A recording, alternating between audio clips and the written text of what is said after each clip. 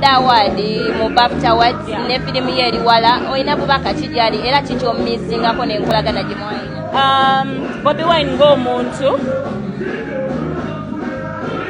ansanyusa n'engeri gy'atambuza obulamu bwe okuva ku beginning, okitegeera okutandikira ku bulamu bwe gye bwava okutuuka wano, like ozuuka ku makya n'omulaba nga ali ku Good Morning America.